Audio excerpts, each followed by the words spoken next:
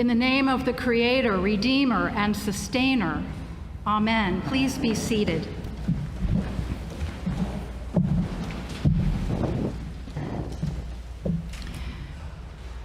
The Zulu people of South Africa greet each other in a particular way with a particular word. The word is sawubona. Sawubona. It's like hello, but with much more depth. It means, I see you. It means, I recognize your dignity. I acknowledge who you are as a unique individual, as a beloved child of God. I see there is more to you than meets the eye.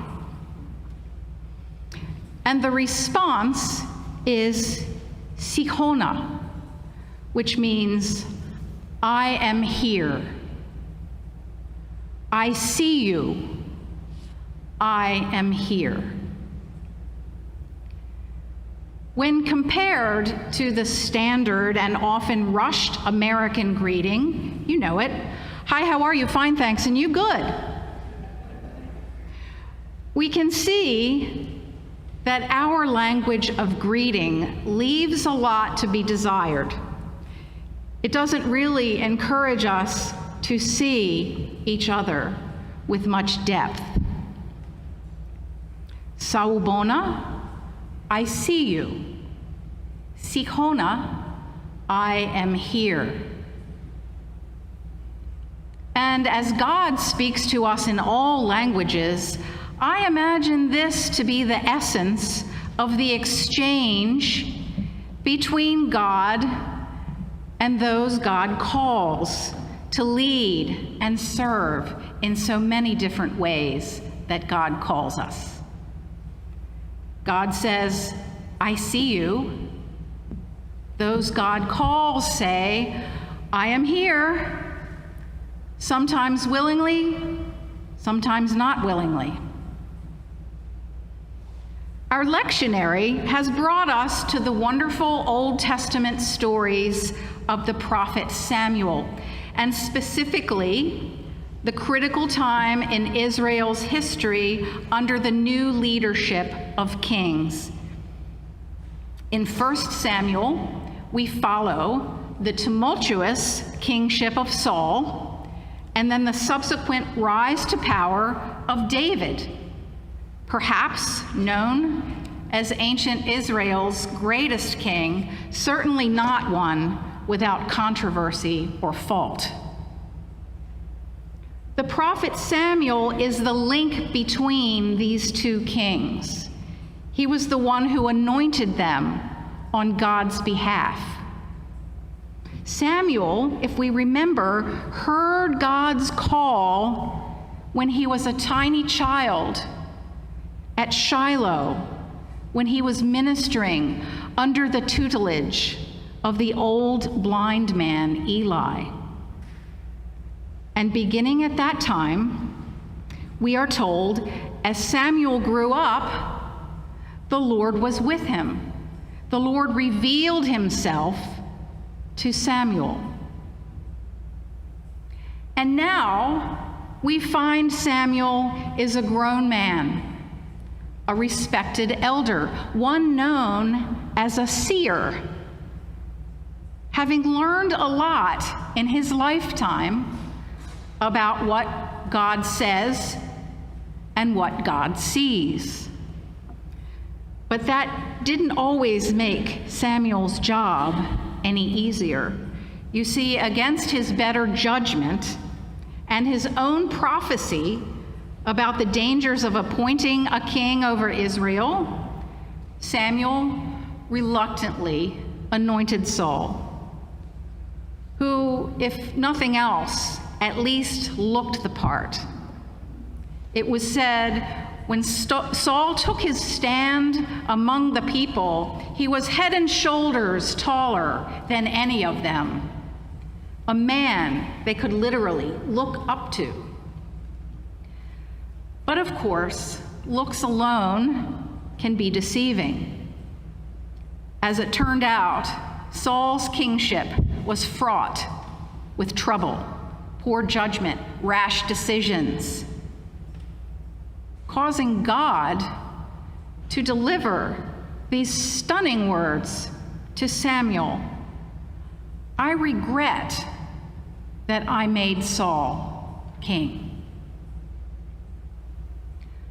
But God always has another vision, and God had yet another vision for Israel and a job for Samuel.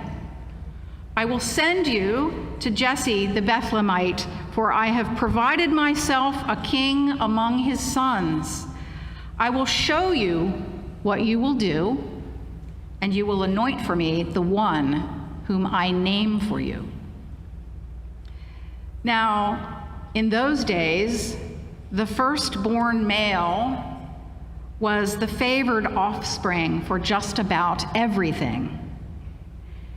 And yet, God rejected Eliab, along with the 6 others who followed. We sense a great shift in the storyline here. There's a different set of priorities at play. There's a different criteria this time for selecting the next king. This is God's way of seeing, and he instructed Samuel this way: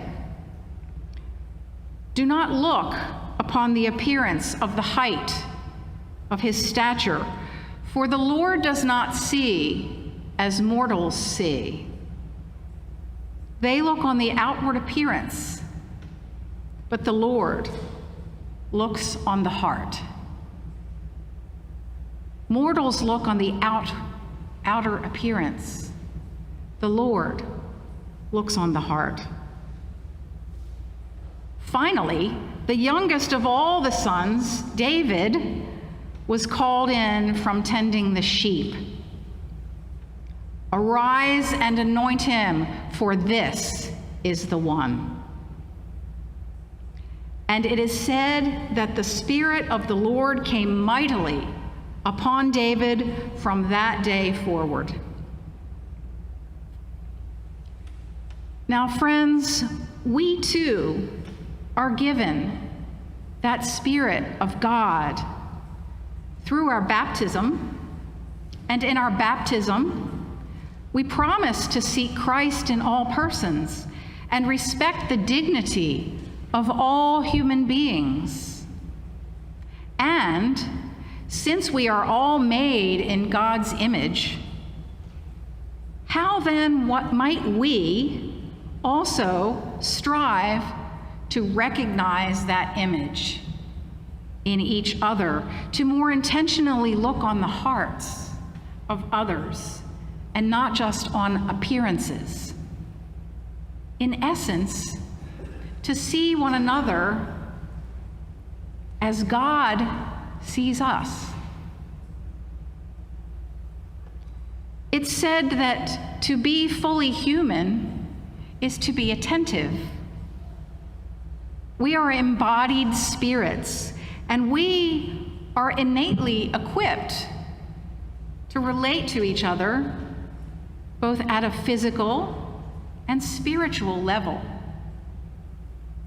If we are to see God and the world and our neighbor as God sees us, as Christ sees us, we need only to be open to that Spirit. The Spirit within us opens our eyes to the creation, all of its creatures, its beauty and its pain, enabling us to look at ourselves and each other with compassion, giving the proper attention to the mystery that is each one of us. I see you. I am here. I believe it is a critical time to be attentive to this Spirit, not only as a community of Christians who are regathering, but as a people beginning to emerge from a worldwide pandemic whose scars are not easily erased. In his recent column entitled "The Great Unmasking," David Brooks writes, "For more than a year, we have had to wear masks because we were unsafe. But the physical masks we wore were layered on top of all the psychological and spiritual masks that we have put on in the years before. Like the mask of productivity. I'm too busy to see you. Like the mask of judgment. I have all sorts of assumptions about you based on what you look like or where you come from. The mask of self-doubt. I don't show you myself because I'm afraid you won't like me. The mask of distrust. I'm going to wall myself in because I'm afraid of being hurt." Brooks urges that it's time for us to replace social distance with social courage. This requires the vulnerability of emotional openness, of listening more than talking, of imagining what is beyond our own perceptions, approaching one another from a different place. Not, "Hi, how are you? Fine, thanks," but rather, "I see you." This is a new place. This is a place where rushed hellos become intentional. Sawubona. I see you. I respect you. Sikhona. I am here. Together, we make one another whole.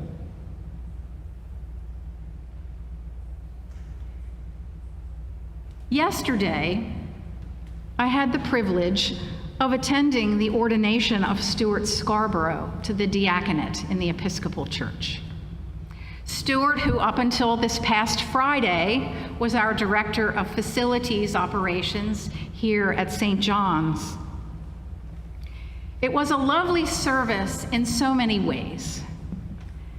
That people were gathered once again inside our cathedral, that people were singing once again inside our cathedral,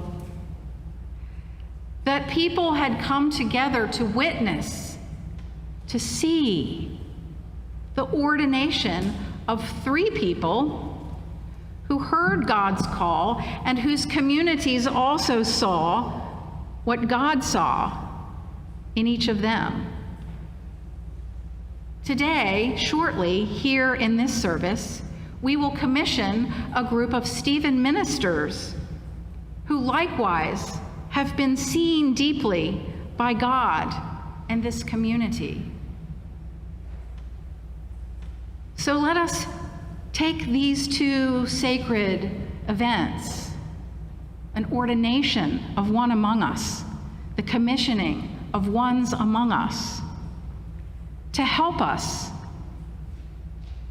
remember that we look on the outward, not on the outward appearance, but on the heart as God sees us. It may be difficult, it may be a new place, but it is a place that we can go. And it is summed up so beautifully in one simple verse of a hymn that was sung at the ordination that helps us remember how God sees us. Will you love the you hide if I but call your name? Will you quell the fear inside and never be the same? Will you use the faith you found to reshape the world around through my sight and touch and sound in you and you in me? Sawubona. Amen.